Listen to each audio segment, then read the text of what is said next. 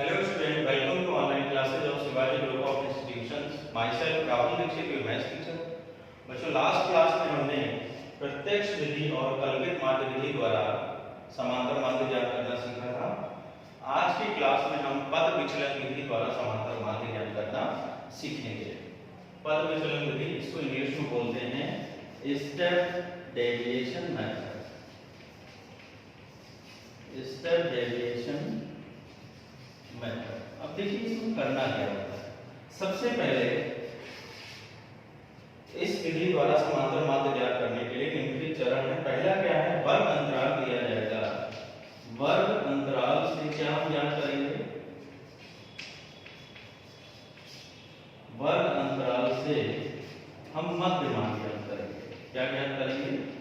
मध्य मान, यानी x हम ज्ञात करेंगे। ठीक है, सबसे पहले क्या करेंगे, वर्ग अंतराल से हम मध्य मान यानी x ज्ञात करेंगे। मध्य मान के लिए फार्मूला क्या होता है? x बराबर निम्न सीमा प्लस उच्च सीमा बटे 2।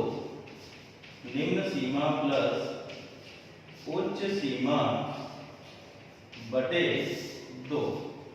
ठीक है, अब इसके बाद जो भी हमने मध्य मान निकाले हैं, इसमें स्वेच्छानुसार मध्य मान में यानी x में,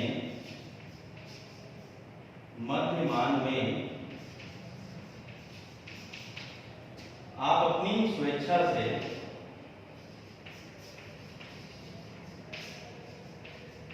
कल्पित माध्य a मान लेंगे। क्या मान लेंगे? कल्पित माध्य a मान लेंगे। ठीक है, ये हमें काम करना है पहले स्टेप में। दूसरे स्टेप में हम क्या करेंगे, जैसे ही हमने मध्यमान निकाला, मध्यमान में x में से किसी भी x के किसी एक मान को हम क्या मान लेंगे? कल्पित माध्य a मान लेंगे। उसके बाद हमें क्या करना है? उसके बाद हमें विचलन निकालना है। विचलन यानी डेविएशन, जो कि पद विचलन विधि में हमने निकाला था, d बराबर x माइनस a। ठीक है, क्या निकालेंगे हम? विचलन निकालेंगे d बराबर x माइनस a। प्रत्येक मध्य मान में से एक कल्पित माध्य को घटाकर हम d बराबर x माइनस a ज्ञात कर लेंगे। ठीक है, और यहाँ से वर्ग अंतराल से हमें क्या मिल जाएगा? वर्ग आमाप, जिसको इंग्लिश में बोलते हैं क्लास साइज। इसको हम h से प्रदर्शित करते हैं। वर्ग आमाप क्या होता है? h होता है दो वर्ग अंतरालों का जो अंतर होता है, उसे हम क्या कहते हैं? वर्ग आमाप या क्लास साइज कहते हैं। ठीक है, जो दो वर्ग अंतरालों का अंतर, जैसे यहाँ पर इसमें देखें 0 से 10, 10 से 20, तो यहाँ पे अंतर कितना है? 10 का अंतर है। तो यहाँ से वर्ग अंतराल लोगों के वर्ग आमाप यानी h का मान हमें क्या मिलेगा? 10। ठीक है, तो अब इसके बाद हम निकालते हैं u बराबर क्या होता है? x minus a upon h। क्या निकालते हैं? u निकालते हैं। u बराबर x minus a upon h। बारी बारी से समझिए। x तो आप समझ गए ना, x क्या होता है? मध्यमान होता है। मध्यमान कैसे निकालते हैं? निम्न सीमा प्लस उच्च सीमा बटे 2। फिर उसके बाद हम निकालते हैं विचलन d बराबर x माइनस a। a क्या होता है? मध्यमान में से स्वेच्छानुसार आप किसी को भी कल्पित माध्य a मान सकते हैं।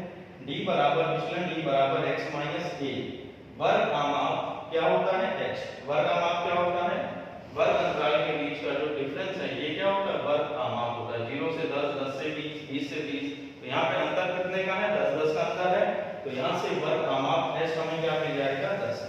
फिर हमें क्या निकालना होगा? u निकालना होगा, x minus a upon h। यहाँ से हमें क्या मिल जाएगा? u। अब u निकालने के बाद तीसरा स्टेप हम क्या करते हैं? u का जो हमने u का मान निकालना है, u का संगत बारंबारता, संगत बारंबारता से गुणा करके u का संगत बारंबारता से गुणा करते हैं। ठीक है, तो यहाँ से हमें fu का मान प्राप्त होगा, f इंटू u। फिर क्या करेंगे? सिग्मा fu निकालेंगे। अंतिम स्टेप क्या होगा? सिग्मा fu का मान ज्ञात करेंगे। सिग्मा fu का मान ज्ञात करते हैं और सिग्मा f का मान ज्ञात करते हैं, यानी सभी बारंबारताओं का योग निकालते हैं। फिर देखिए फार्मूला लगाएंगे। पांचवें और अंतिम स्टेप में हम समांतर माध्य ज्ञात करने के लिए फार्मूला कौन से सूत्र का प्रयोग करेंगे ये जरूरी है। तो अगला जो पॉइंट है समांतर माध्य बराबर जो यहाँ फार्मूला लगाएंगे। देखिए यहाँ पर जब हमने कल्पित माध्य विधि बताई तो उसमें हमने आपको बताया था कि जब हम विचलन निकालते हैं तो मध्यमान x में से a को माइनस करते हैं, इसलिए हम क्या करते हैं a को जोड़ते हैं।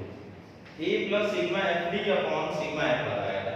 अब यहाँ पर d हम नहीं यूज करते, यहाँ पर u यूज करते हैं। u के लिए हम क्या करते हैं x माइनस a, ये जो विचलन आता है उसमें से h को क्या करते हैं भाग देते हैं, ठीक है। तो d अपॉन h क्या कहलाता है u। अगर आपसे कोई पूछेगा कि u क्या होता है तो u बराबर होता है d अपॉन h, ठीक है।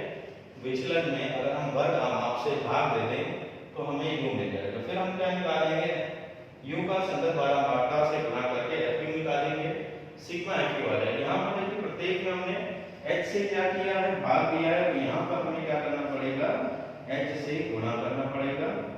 a plus sigma f into you upon sigma f, ठीक है। ये सूत्र है समांतर माध्य ज्ञात करने के लिए। समांतर माध्य बराबर a plus h into sigma F you upon sigma f। अब आइए एक उदाहरण के माध्यम से समझते हैं इस प्रश्न को पद विचलन विधि द्वारा कैसे हल करें, ठीक है। एग्जाम्पल के माध्यम से हम समझते हैं। सबसे पहले देखिए निम्नलिखित प्रश्न दिया गया, निम्नलिखित आंकड़ों का पद विचलन विधि द्वारा समांतर माध्य ज्ञात कीजिए। ये मैंने लिख दिया है, वैसे जरूरी नहीं है कि आपसे बोला जाए स्पेशली कि पद विचलन विधि द्वारा समांतर माध्य ज्ञात कीजिए। अगर आपको समांतर माध्य ज्ञात करने के लिए आता है, जो भी उपयुक्त विधि द्वारा समांतर माध्य ज्ञात करनी है, तो ज्यादातर उपयुक्त विधि कौन सी मानी जाती है पद विचलन विधि, ठीक है ना, क्योंकि इसमें गलती होने की संभावना बिल्कुल कम होती है, कैलकुलेशन बहुत कम होता है, ठीक है। तो पद विचलन विधि द्वारा समांतर माध्य ज्ञात करने के लिए हम क्या करेंगे, सबसे पहले टेबल बनाएंगे, ठीक है। पहला जो पार्ट है टेबल में वो क्या है वर्ग अंतराल। पहला पार्ट क्या है वर्ग अंतराल, ठीक। फिर उसके बाद है दूसरा है मध्यमान, फिर है आपका बारंबारता। सबसे पहले वर्ग अंतराल देखिए 0 से 10, 10 से 20, 20 से 30, 30 से 40, 40 से 50, ये क्या है वर्ग अंतराल। इसके बाद बारंबारता देखिए, मध्यमान क्या आएगा 0 प्लस 10 बटे 2, 0 प्लस 10 क्या होगा 10 होगा, 10 बटे 2 कितना आएगा 5, 10 प्लस 20 30 बटे 2 कितना आएगा 15, ठीक है। इसी प्रकार 20 प्लस 30 कितना होगा 50, 50 बटे 2 कितना आएगा 25, 70 बटे 2 35 और 90 बटे 2 आएगा 45। तो यहाँ से हमें मध्यमान मिल गया, यानी हमको क्या मिल गया x का मान मिल गया। बारंबारता को हम किससे प्रदर्शित करते हैं f से, इंग्लिश में क्या बोलते हैं फ्रीक्वेंसी, इसलिए इसको हम f से प्रदर्शित करते हैं। फिर इसके बाद हमने आपको बताया था लास्ट क्लास में कि कल्पित माध्य को हम मध्यमान की कोई भी मान को हम x को किसी x के किसी भी मान को हम क्या मान सकते हैं a मान सकते हैं, यानी कल्पित माध्य मान सकते हैं। अब आइए यहाँ पर आप इसको भी a मान सकते हैं, 15 को भी मान सकते हैं, 25 को भी, 35 को भी, 45 को भी। ज्यादातर हम लोग मध्य पद को a इसलिए मानते हैं, हमने आपको लास्ट क्लास में बताया था अगर हम मध्य वाले पद को a मानेंगे तो ऊपर भी कुछ वैल्यू माइनस में आएगी, नीचे की वैल्यू प्लस में आएगी, जिससे कैलकुलेशन क्या हो जाएगा आसान हो जाएगा। अगर आप कहेंगे अगर हम 5 को कल्पित माध्य मानेंगे तो क्या आंसर नहीं आएगा, बिल्कुल आएगा आंसर। आप 5 को भी मान सकते हैं, इवन आप 45 को भी a मान सकते हैं, कल्पित माध्य मान सकते हैं, किसी को भी मान सकते हैं। लेकिन साधारणतः हम लोग बीच वाला इसलिए बीच वाला मध्य पद को लेते हैं, कल्पित माध्य मानते हैं, क्योंकि इससे कैलकुलेशन क्या होता है आसान होता है, ठीक है। तो यहाँ हमने कल्पित माध्य a बराबर क्या ले लिया है 25। अब इसके बाद देखिए बारंबारता। बारंबारता क्या दी गई है 8, 16, 36, 34 और आखिरी में 6, और सभी बारंबारताओं का योग दे दिया गया है सिग्मा f बराबर 100। सभी बारंबारताओं का योग हमें दे दिया गया। इसके बाद हम क्या करेंगे, इसके बाद हम विचलन निकालेंगे d बराबर x माइनस a करके। एक काम कर सकते हैं, विचलन निकालेंगे, फिर अगले स्टेप में हम u बराबर d अपॉन h करके निकाल सकते हैं, या हम डायरेक्ट भी निकाल सकते हैं। सीधे सीधे हम क्या कर सकते हैं, u बराबर x minus a upon h, ये वैल्यू निकाल लेंगे। ठीक है, अब अगर हम पहले की बात करें तो पहले के लिए u बराबर x minus a upon h, यहाँ पर x क्या है 5 है और एक कल्पित माध्य आपने क्या माना है 25। फिर से ध्यान दीजिए u बराबर क्या है x minus a upon h। अब यहाँ पर h आप देख लीजिए h क्या है, h है वर्गानुपात, और यहाँ पर देखिए 12 वर्ग अंतराल का अंतर क्या क्या है, देखिए 0 से 10, 10 से 20, 20 से 30, 10 का अंतर है, तो यहाँ से h का मान हमें क्या मिल जाएगा 10 मिल जाएगा। इस तरह से भी हम देख सकते हैं, या मध्यमान में भी देख सकते हैं, यहाँ पे 5 है, 15 है, 25 है, 35 है, 45। इन्हीं दो x के मान के बीच में जो अंतर है वो कितने कितने का आ रहा है, 10 का, 15 माइनस 5 10, 25 माइनस 15 10, 35 माइनस 25 10 आया, 45 माइनस 35 10। तो यहाँ से देखिए वर्ग अंतराल से देख लीजिए या मध्यमान में देख लीजिए, जो भी अंतर होगा वही हमारा क्या होगा h होगा। इसको बोलते हैं वर्गानुपात क्लास साइज। ठीक है, यहाँ से देखिए h हमें क्या मिल गया 10।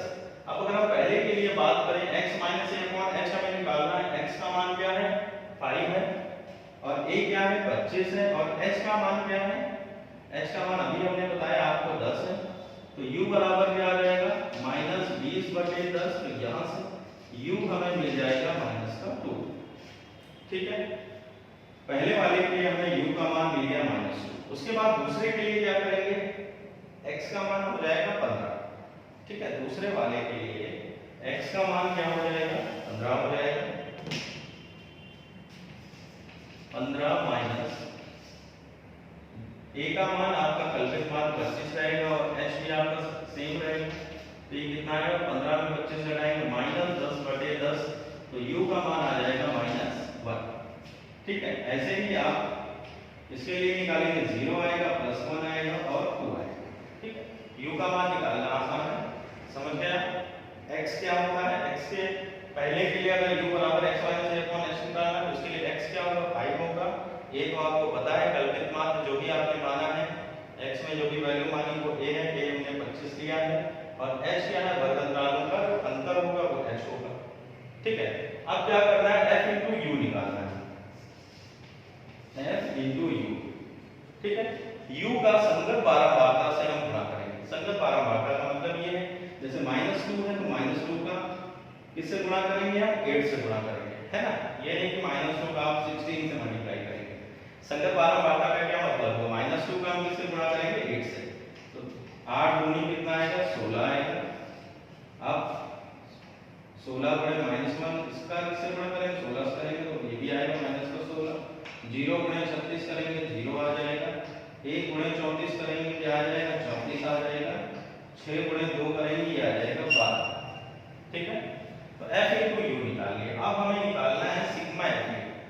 क्या निकालना है, सिग्मा f u। सिग्मा का मतलब होता है योग f u। ठीक है, अब यहाँ पर देखिए माइनस वाले जोड़ लीजिए, इन सबको हमें जोड़ना है। जोड़ने के लिए हम क्या करते हैं, आसान होता है कि माइनस वाले एक साथ जोड़ लीजिए, फिर प्लस वाले जोड़ लीजिए और प्लस और माइनस कैलकुलेट कर लीजिए। तो देखिए -16 हो जाएगा -32, 34 और 12 कितना हो जाएगा 46 हो जाएगा। 34 और 12 कितना हो जाएगा 46। तो यहाँ पर देखिए 46 जब हम माइनस करेंगे 32 में जब हम 46 माइनस करेंगे तो ये कितना आएगा 14। कितना आएगा 32 में जब हम 46 माइनस करेंगे तो ये हमारा आ जाएगा 14।